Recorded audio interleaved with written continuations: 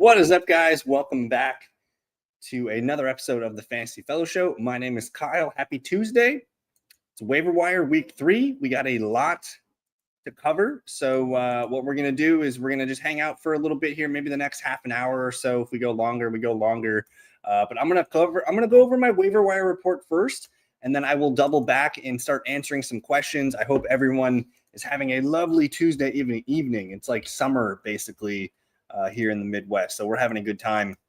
But pretty important waiver wire week, I think. There's a lot of juice at the quarterback position, the receiver position, a lot of injuries to cover. So let's go ahead and see what we can find here. Now, because I love everybody so much, this is the waiver wire for members, which you guys can get access to, thefantasyfellowship.com. I'm going to show you guys, this is the kind of content that I put out there for you every week where you guys can, instead of waiting for me to show it on the video, you guys can get access to it right away.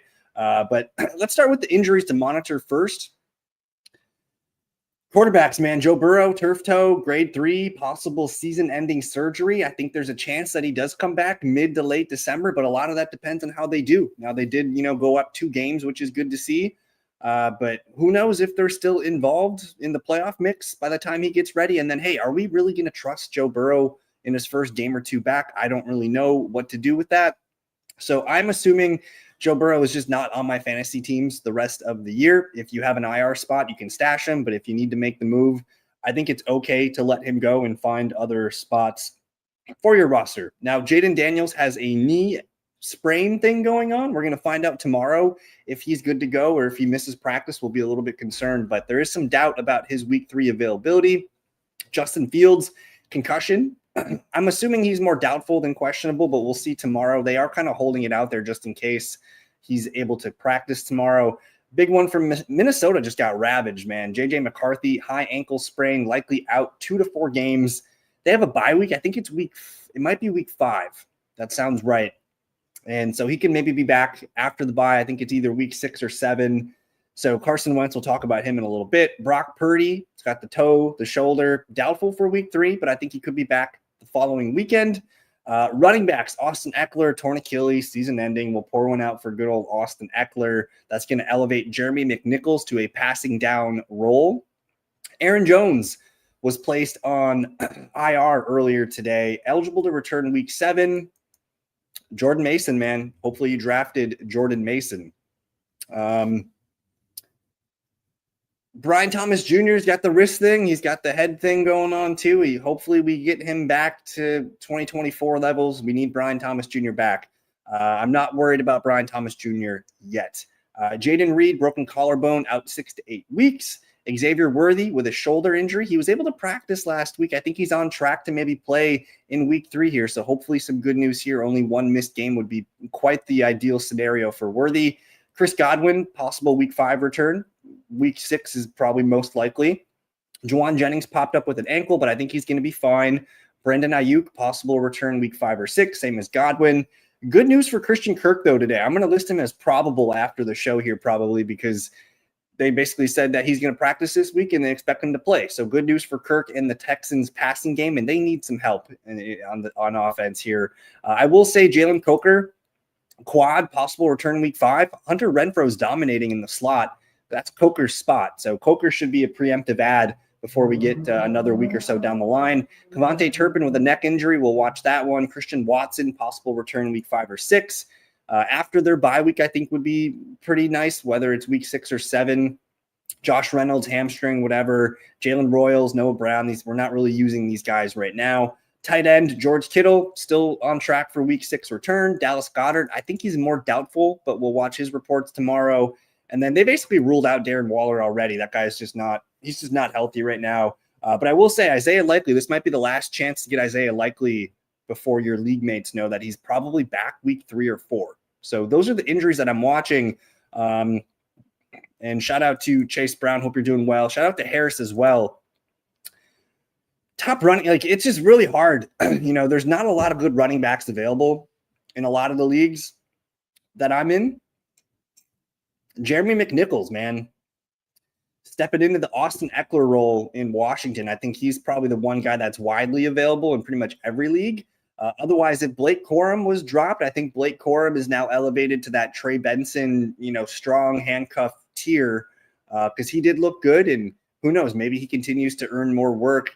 And if Kieran does get hurt, like Blake Corum is going to be a guy that we want in our lineups.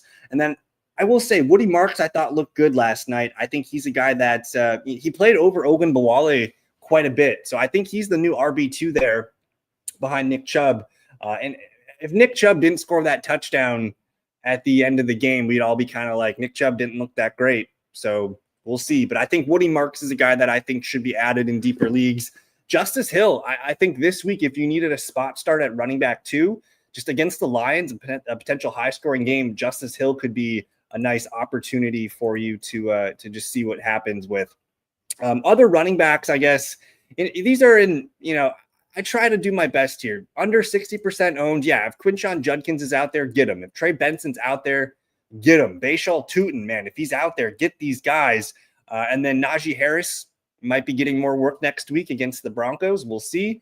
We already talked about these other 3 guys. And then, yeah, I just, some priority handcuff stashes. It's never if you miss on some of the waiver wire guys, just stash some handcuffs. I don't know if any of these guys are out there for you, but Tajay Spears is coming back soon. Kenneth Gainwell still the RB2. Caleb Johnson just not getting any run. I think DJ Giddens looks like a pretty solid handcuff. And then keep an eye on Jalen Wright. He might play tomorrow night, and we just haven't seen a lot of Ollie Gordon, so maybe Jalen Wright is the true RB2 after all. Manon guy got a lot of workload in week 2 compared to week 1. Chris Rodriguez is going to be active at least, so he's one to monitor. And then I do think, stashing a guy like Chris Brooks in case Jacobs misses any time. Cam Akers just signed with the Vikings again. Taj Brooks is the backup potentially in Cincinnati. Not a lot of good names here, but those are the running backs that I'm looking at here, Harris. Tight ends are interesting. I mean, if you can get Jake Ferguson off IR, I think that does look pretty good right now. He is the clear number 3 target in Dallas. And then I see a comment there from Christian, Saints tight end, one of your favorite ads. He is. I mean, this is a top 5 tight end that we're talking about right now. Let me actually go to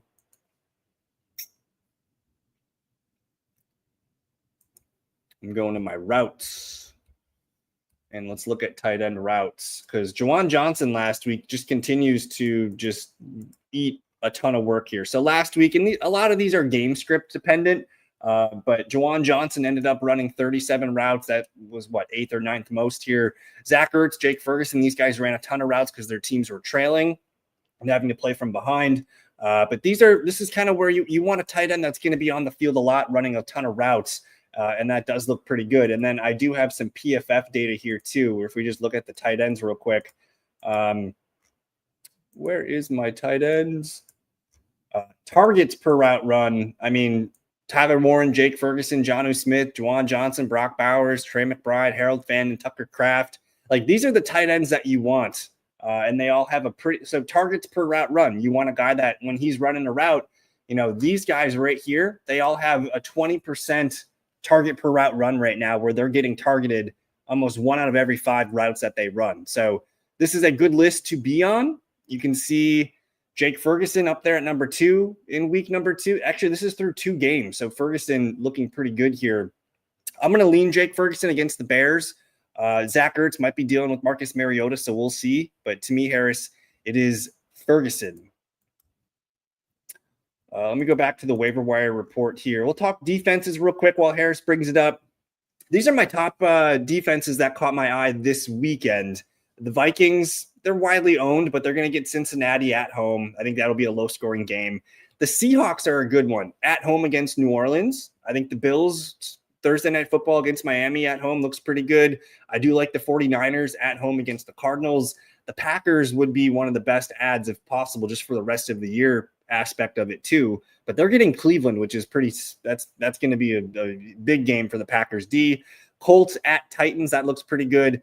I do like the Buccaneers versus the Jets, but that's, assuming Justin Fields is not out there. Cowboys at Chicago, maybe. Chiefs at the Giants, I think that one's fine. And then Harris there, the Falcons. I really like the Falcons this week on the road in Carolina.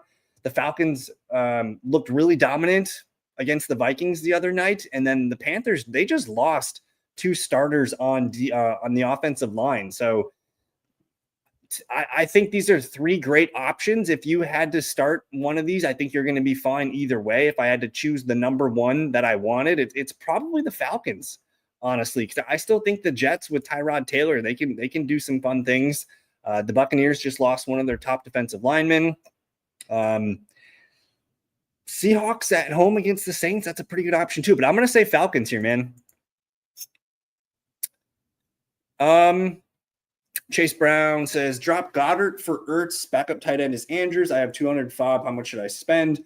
I think Ertz is more valuable rest of season. Goddard in the low passing volume offense is not really exciting. I wouldn't break the bank on Ertz. You have $200. I would maybe 5 to 10% at the most. Something like 10, $12 maybe is probably as much as I would. You have to, if you think he's going to be a hot buy, you can adjust it from there. But I'm not going to break the bank to get 8 points per game at the tight end spot. I'd rather just, if it comes down to that, and here are the other tight ends on my list, if I had to grab Chico Okonkwo instead of Zach Ertz, that's fine. If I had to grab Dalton Schultz or Jatavian Sanders, that's fine. But I do think Zach Ertz does look pretty good. Again, he's a guy that didn't have a great amount of routes week one or targets week one, but he looked very, very good the other night, catching a lot of passes on Thursday Night Football. So I don't know, $10, $12 probably.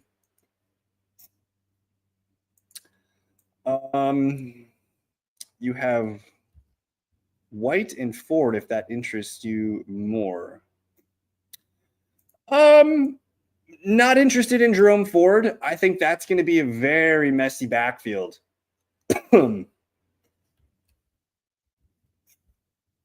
Here's the Browns backfield last weekend. And Ford did get the most snaps. He ran the most routes. He got 6 rushing attempts. He got 6 targets. That's fine. But I'm not super in love with Jerome Ford. I think we're going to see more Quinshon Judkins this weekend. I think we're going to see more Dylan Sampson. So long-term, I'm not very interested in Ford. I think the running backs that we talked about earlier, more of an interest for me. Yep, Juwan Johnson. Juwan Johnson, man, he's going to run. And let's look at what he did the other day here.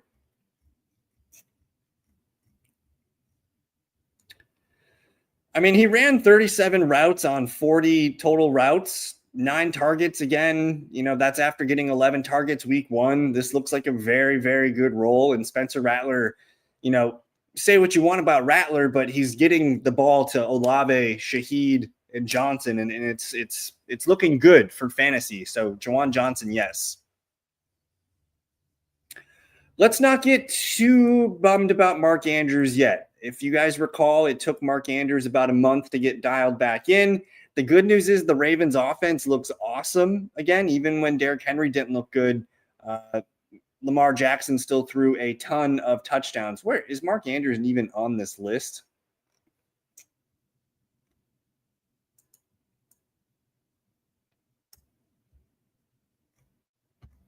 How many fantasy points this bum got? Probably like 3. All right, so last year with Mark Andrews, these were his numbers the first 4 games last season. Week 1 against Kansas City, 3.4 points. Week 2, he did get 9.1, and then he went 2 games with 0 catches. And then from the rest of the season on, he was back to his normal self. So I think it's totally fine to be frustrated and disappointed with Mark Andrews, but please don't drop him yet. I think he did drop he had a touchdown opportunity last week. I think better days are ahead. They didn't really have to do that much to throw the ball, and he just didn't catch a touchdown. So let's hold out hope for Mark Andrews here. D. Robinson. Mooney or D. Who's Robinson, Harris? I don't know who Robinson is. I'm going to go Mooney here. If you want to spend money on Mooney, I think Mooney's numbers looked fine. They just didn't have to throw the ball much at all on Sunday night because the Vikings were just so bad. But Mooney comes back week 1 and he ran all the routes, all the snaps, 4 targets on 20% target share roughly. Better days are ahead for Darnell Mooney. So he's the guy that I want there. And hey, good evening to Tony. Are we panicking on Hampton? I think there's reason to be concerned on Hampton, but I think it's It has less to do with how he's looked.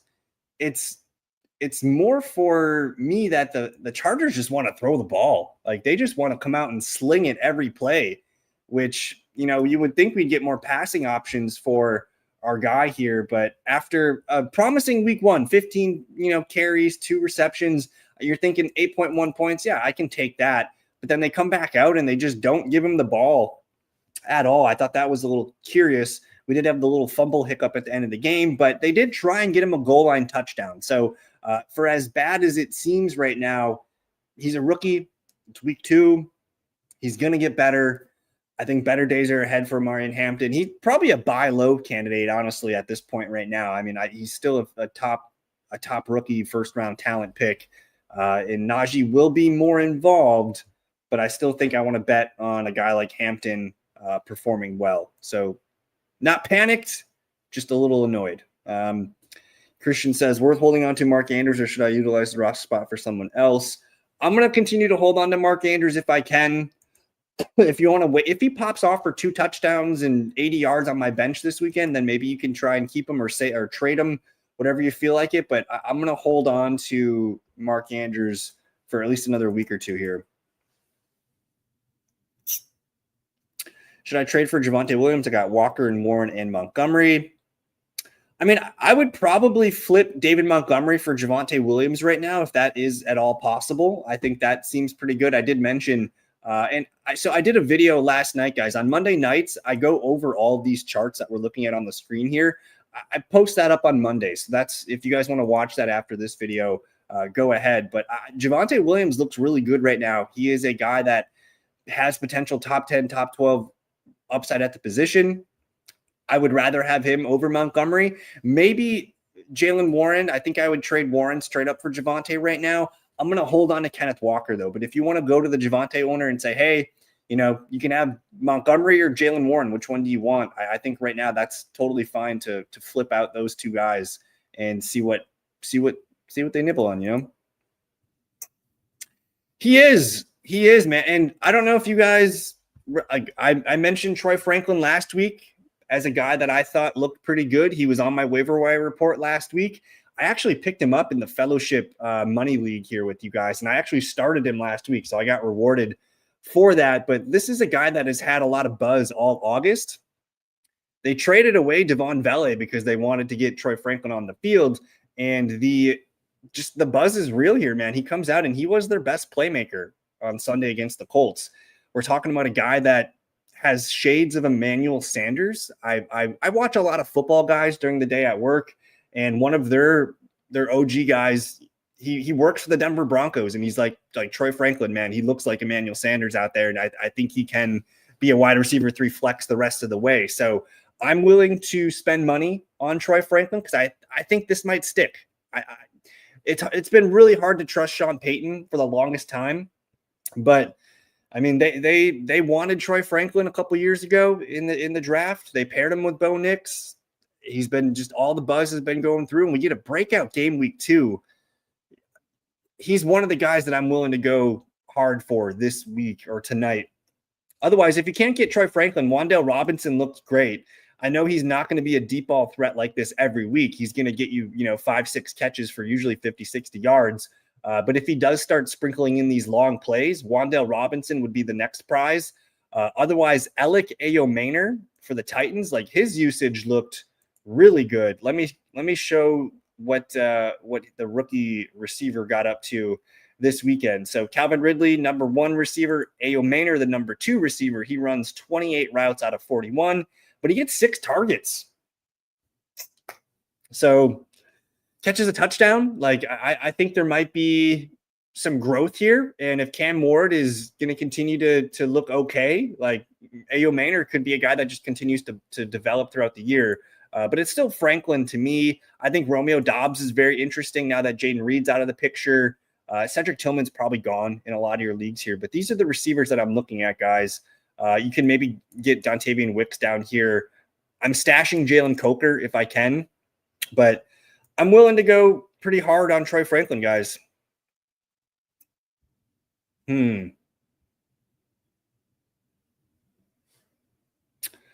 Flacco maybe has another month at the most. I mean, we're already seeing Dillon Gabriel come in at the end of a game and throw a touchdown. That's going to be hard to put away. They're going to get destroyed by the Packers this week. We might even see Dillon Gabriel play a little bit in this one. They're probably going to get waxed by Detroit.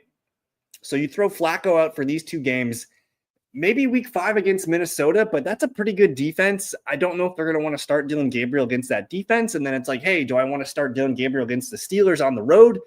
Probably not. I'm thinking the first game that we see Dillon Gabriel start would be the earliest would be here week 7 against the Miami Dolphins. So I'm going to give Flacco another 3 or 4 games here, but I think realistically, you want to get Dillon Gabriel some games against Miami, New England, and head into a bye week, get comfortable, take some time during the bye week, and then figure out the rest of the year. So I'm going to give Flacco 4 more games here. You probably got to go get Browning, man. I have zero hope for this. My Ingram hope really fizzled fast in the summer, in August during preseason, because this is what I saw. I mean, he was the number 2 tight end in terms of snaps. He's the number 1 tight end in terms of routes, but he's not an every down player, guys. He's running almost maybe 60% of the routes, which is fine, but I want a tight end that's going to be running a ton of routes, and he's just not one of them. If I look at the guys that ran routes, this is from Sunday. Like Evan Ingram is not even in the top 20, 25, maybe not even the top 30. This is the names Evan Ingram's around for routes. Luke Farrell, Noah Gray, Elijah Arroyo, Dawson Knox. Like Evan Ingram is just not, he's not a starting tight end in fantasy football right now. I'd rather start Cole Kmet than Evan Ingram right now. I'd rather start Mike Gesicki. I'd for sure rather start Chigo Okonkwo, maybe Theo Johnson, Jatavian Sanders. That's where we're at with Evan Ingram, guys. I think I'm ready to give up. No, Dynasty. I mean, he's made for Dynasty, right? I do think that I am concerned that he's not beating Cole Kmet right now. Like they're really just letting Cole Kmet be the tight end 1 right now, which is frustrating. Let me go find this game here. So Cole Kmet runs 32 routes out of 40. Loveland only gets 20 routes out of 40. So he's not even a thought right now in this offense. Only 1 target on 32 total targets. They are just not interested in getting him or Luther Burden involved. So Kmet in a redraft looks more attractive. Loveland, is going to be fine for Dynasty. I would have liked him to be better and be producing right away as a rookie, but for now, redraft, Loveland's not a guy you need to hold on to. Christian, we're starting Jordan. Like Jordan Mason was the lead back even before Aaron Jones went down. I mean, we saw Aaron Jones left in the 3rd quarter on Sunday Night Football, but by that time, like Jordan Mason already was ahead of him in a lot of these things here. So Jordan Mason is probably a top 15 running back right now. And I'm going to do my weekly rankings tomorrow, but Jordan Mason will be high. I think at this point you're starting Dalton Kincaid. The numbers do look actually pretty good for Kincaid. He's a guy that's getting targeted. You can see let me just make a number here. Whoops.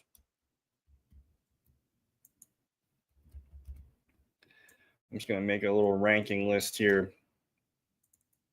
So Kincaid, 11th in targets per route run, which looks pretty good for the tight end position. Basically every, 20% route run or targets per route run. So 1 out of every 5 routes he runs, he gets a target.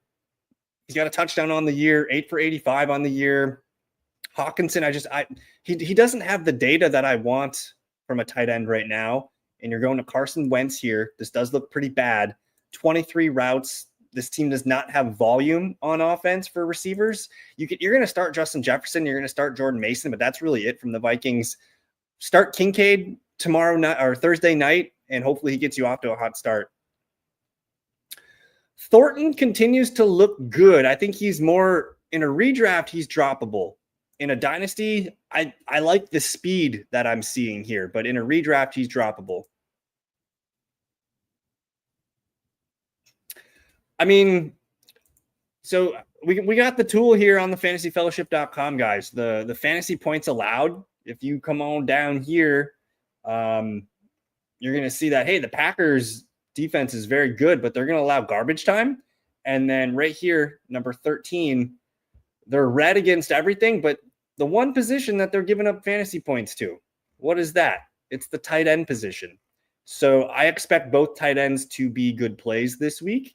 The Packers right now in a full PPR context, they're giving up they rank 28th here. So that means they give up the 5th most fantasy points to the tight end position. We've seen 13 catches, 150 yards, and a touchdown so far. You want to start tight ends against the Packers. Oh, Wan'Dale Robinson. I thought I saw a D Robinson. I didn't know who D Robinson was. Harris, you're going to want Wan'Dale Robinson on your team. Let me see. Mooney I'm going to go Wan'Dale Robinson over Mooney. Miles Sanders, he just falls into the backup running back bucket for me. He's in the deep stashes bucket for me. So just a guy that basically needs an injury to get on the field a little bit more.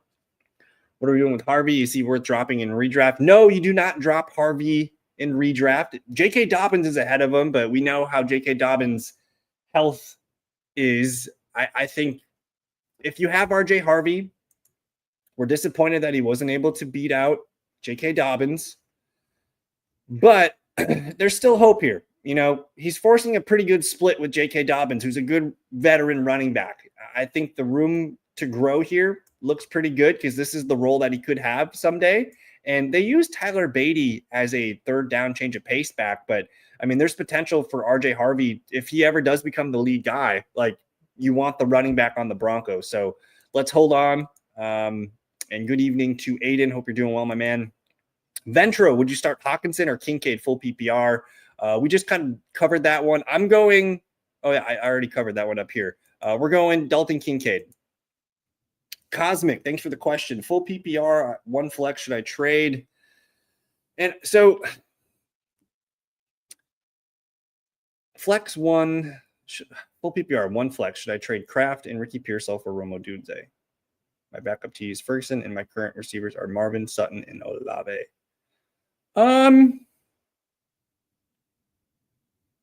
I don't really know if this makes your team better. I still like Ricky Pearsall. Romo Dunze is obviously the player right now. You have Ferguson, but Ferguson's not really a guy that I trust. I think I'm going to keep Kraft and Pearsall here. I'm curious what you guys think. Christian says, in that case, Tony Pollard or Mason. For this week, we're going Mason. Would you trade Jamar for Bucky and Marv? Trade Jamar for Bucky and Marv. I'm fine with that. Good evening, Jason. Who would you drop for Franklin and Wan'Dale? Golden, Tillman, or Booty? I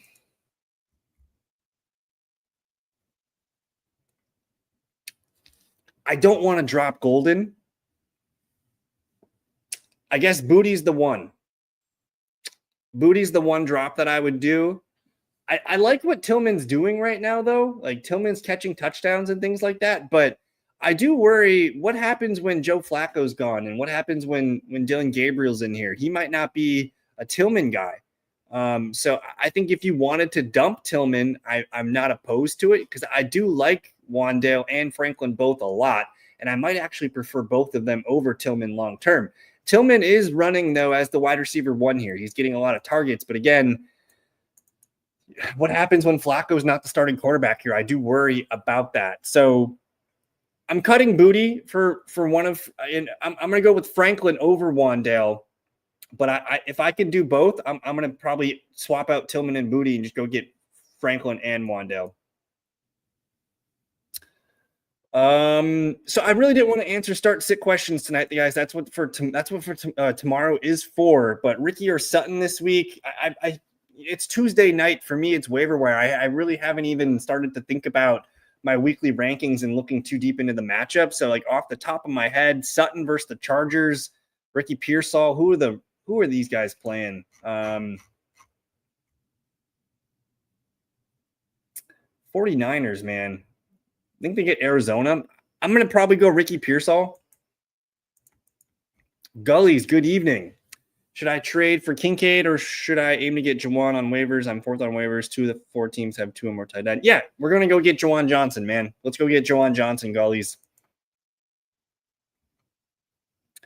That seems a little too much for me. I think you're going to be fine with Jawan Johnson. But if you can get Jordan Mason, I think you go ahead and do it. Like if you can swap out Ramondre for Mason, I think I'm open to that. He's going to get a ton of volume here. Ramondre is still going to be dealing with Travion Henderson and Antonio Gibson. Jawan Johnson's the better tight end for the rest of season right now. But if you can go get Jordan Mason, man, I'm definitely open to getting Jordan Mason. Any other thoughts on the waiver? Like any other questions on the waiver wire? I think we covered it pretty well. I'm just going to go back to the top here. Superflex stashes real quick. Jackson Dart needs to be scooped if you guys play in Superflex. I do think this is probably the time to start thinking about Dylan Gabriel in your Superflex leagues. And then I'll just leave this parked up here. These are my favorite ads. I should probably order these better. Like I would have Troy Franklin as my number 1 ad. But don't sleep on Alec Ayo-Maynor. I think he's a guy that could be pretty fun coming up. Yeah. So Jason, I'm sorry.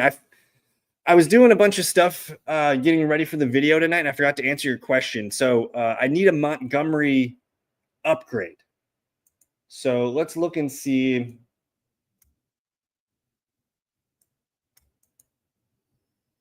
See if I can find us some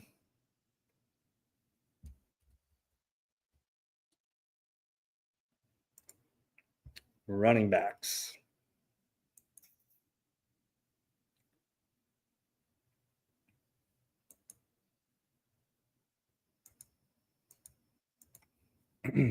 All righty.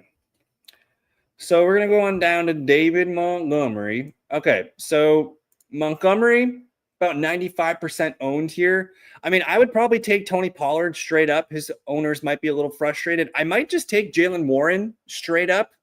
I'm taking Javonte Williams if I can get him. I think I would trade for ETN. I would definitely take Jordan Mason right now. So like Montgomery, you know, they just put up 52 points, man, and I don't see a ton of upside here. If you just want a guy that's going to get 8 to 12 points, that's Montgomery for you. If you're looking for more punch there, you know, guys that catch the ball, Pollard, Warren, Javonte, ETN, Jordan Mason. Jordan Mason's going to be he's going to be getting 20 touches a game here coming up against Cincy, Pitt, and Cleveland. You can bank on Jordan Mason being a good pick. This far down, I'm not sending Montgomery for. I maybe would do it for Dobbins. I would check in on the Kenneth Walker owner and see how he's feeling. I would check in on the James Conner owner. Probably not Amari Hampton right now, but I'm open to buying low on Hampton. So those are some of the names that stuck out for me here. Kyle Pitts looks good, man. This might be the year for Kyle Pitts. I don't know, man. He's not running crazy hot because the Falcons they didn't need to play very hard on Sunday Night Football, but he did run every route in that game, which I thought was, you know, it's been a while since we've seen promising data in his usage, and for him to run all 24 routes, to be out there blocking and doing good blocks, like helping the team get big plays in the running game. You know, 5 targets on 21 total targets for the team. The underlying data does look pretty good for Kyle Pitts right now. And if I just go to the PFF routes machine, he's clocking in here with about a 21% targets per route run. He's got 13 targets on the year, which would put him, you know, as a top 10, top 7 tight end. Pitts is a top 10 fantasy tight end right now. Do you like Dobbs or Wicks more, or do we see Kraft just being the best receiving option on the team? This one's pretty simple, man. I mean, we need to start respecting Romeo Dobbs a little bit. And he's a guy that is in the 4th year of his rookie deal. He's trying to get paid. He's going to be the team's leading, and he's been the team's leading receiver for the last couple years. He's going to run the most snaps. He's going to run the most routes. He did get 5 targets. Kraft got 5 targets or 6 targets. But I do expect Dobbs to continue to be out there. The usage for him looks the best don't sleep on Matthew Golden yet, guys. Don't cut Matthew Golden too soon here. It's week 2. We want first-round talented rookies on our team. So Dobbs over Wicks. Wicks will be the number 3 receiver. I'm going to add Troy Franklin over Wandale because I think, again, I love both of these guys. Wandale is going to operate as the number 3 receiver, the slot receiver on the Giants. So his routes and his snaps are going to be less, but when he's on the field, he gets targeted. But he's more of an 8 to 12 PPR point play. If we go on down to the Broncos here, they let Troy Franklin be the number 1 receiver. Most snaps, most routes, most targets, most receptions, best fantasy day. And the week 1 usage looked good again. Let's go find his week 1 usage.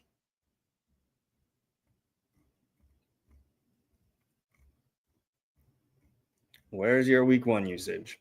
All right, week 1 usage. He beat out Marvin Mims week 1. He ran the second most snaps, the second most routes, earned 6 targets.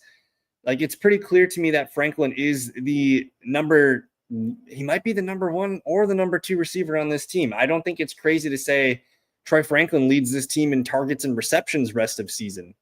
Whereas Wandale, he's still got to deal with Malik and a couple other things going on there in that offense. So I think Franklin's the priority. Wandale, a close second.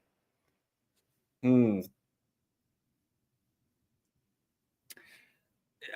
don't want Chris Rodriguez on my team in Dynasty. I don't see the point.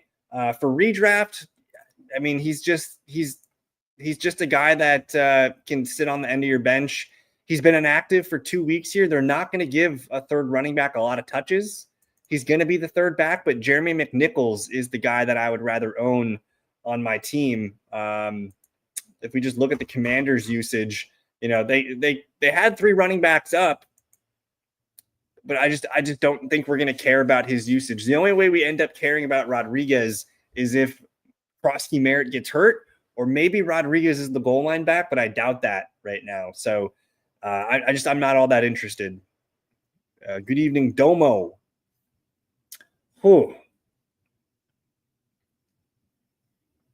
My rest of season rankings came out today on the fantasyfellowship.com. I have Rome Odunze ranked the highest here, I believe. I would rank them as, honestly, my Marvin Harrison Jr. ranking, I'm very unsure of. I think I would rather have Rome Odunze, Keenan, and then Marvin Harrison. I want Keenan Allen on my teams right now. That guy's freaking good.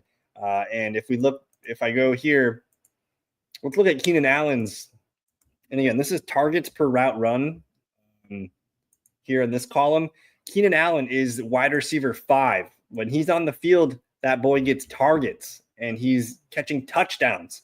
30% targets per route run. That's insanely high. So Rome Odunze, Keenan Allen, Marvin Harrison's how I would rank them. I am worried about Marvin Harrison Jr. again, man. He's just in a low volume passing offense. He disappears in games where they can easily win. And he's just not a PPR guy. He's a touchdown guy. He's kind of a DK Metcalf, Cortland Sutton type, where he's going to have these big games, but he's going to have these low games too. So I'm a little bit nervous. I would take Rome Odunze, man. I think Rome Odunze looks pretty good. Where's his targets per route run? Rome Odunze is down here, but 22 targets per route run, 3 touchdowns on the year, 18 targets. It does look pretty good for our guy, Rome Odunze, who is up there in the league in targets. Let me just I want to add these numbers again here on the side. Our boy Troy Franklin with a 27% target per route run. That guy, wide receiver 11. And then peep Josh Downs here, man. Don't sleep on Josh Downs. So one of my favorite things in fantasy football is everyone's like, who do I buy on waiver wire? The big waiver wire run night, right? I like to wake up at 2:30 a.m. in the morning, look and see who didn't get picked up, and I like to add those guys and go back to sleep for free. That's one of my things that I've done and been very successful at, Josh Downs is going to be on that list. If Josh Downs survives the waiver wire, I'll add Josh Downs for free. Who, Ben? That's a tough one. Franklin over Quentin Johnston. Franklin over Quentin Johnston. So I think Franklin. Well, let's look at the. We've already kind of shown the data on Franklin. Let's look at this Charger data from last night.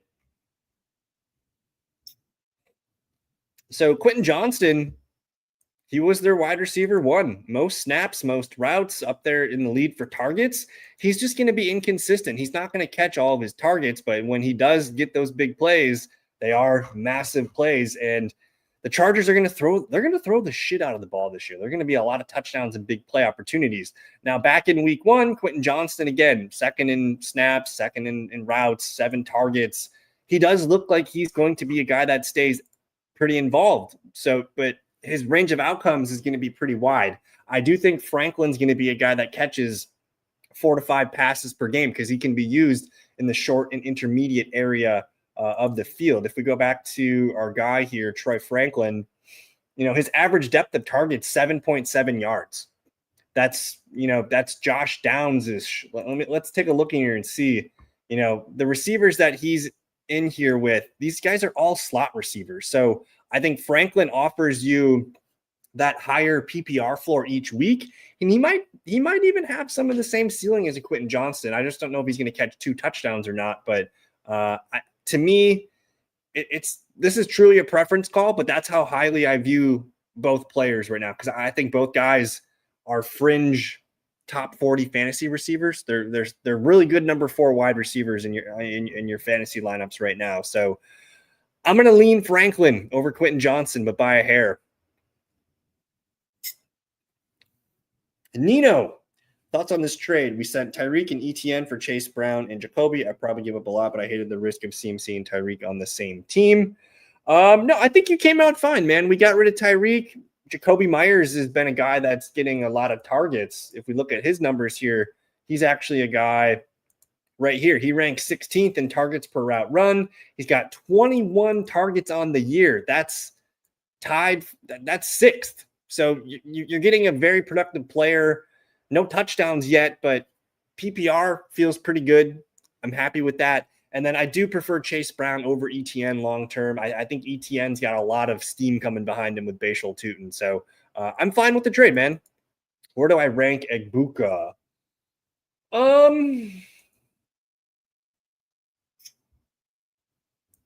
Alrighty. We're going to pull up the rest of season ranks here, and we'll just give you guys a sneak peek for you tonight. Egbuka. So I got a Dunze 19, Marvin 20, Egbuka right here. My only hesitation for not having Egbuka higher is that Chris Godwin is going to return, and I don't know what to project for that. So I'm comfortably ranking Mika Egbuka here as a top, he's a top 24 wide receiver. So he's a wide receiver 2 for us right now. And I don't know what happens when Godwin comes back. I think Godwin, maybe by November, maybe he's a guy that we care about again. But I like Egbuka quite a bit. And I think he's a must-start player right now. I'm going to go Troy Franklin, especially if you're not super needy at either position. The data does look good for Ramondre, but it's one game because the data didn't look all that good for Ramondre in week 1 when, we had Travion Henderson playing a lot. And now we're mixing in Antonio Gibson. But this week's data did look very, very good for Ramondre. He's going to run 39 snaps out of 60. So whatever, 66%, but he ran half the routes, 11 rushing attempts, 5 targets. And he looked good. He looked fast, right? So this is a small win for Ramondre this weekend. Travion, I think, blew 2 or 3 holding penalties, which I think lost him some playing time. So these Henderson and Gibson might be kind of splitting the second back role. But I will say Stevenson looked good, but that I think the guy of the show tonight is going to be, for me, Troy Franklin. I'm pretty comfortable stamping my approval on a guy that, he's a high draft pick. Let me see. I think he was like a round 3 pick. Round 4, 102 overall. So one of the first picks of the 4th round, which is a lot of good players go in that range. But for me, I think Troy Franklin is a guy that you're going to feel pretty comfortable as your wide receiver 3 flex. And he comes out, 4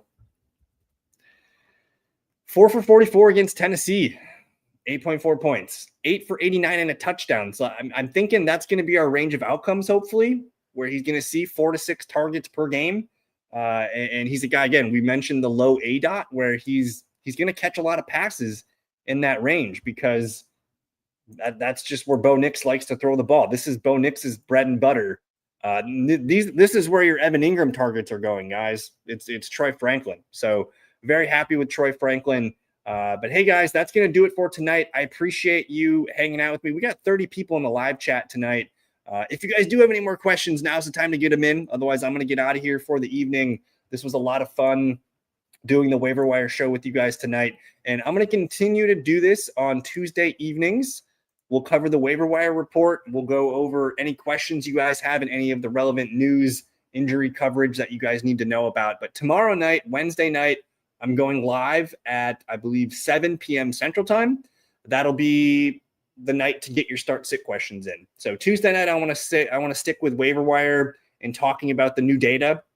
Wednesday night, Thursday night, those are the start sit nights. So bring your questions. Thank you guys for watching. I appreciate you all so very, very much. Like the video. It lets people know that this was a good video, and it helps spread the fantasy fellowship across the land. So I appreciate it, guys. Have a good night. Thank you so much. Peace.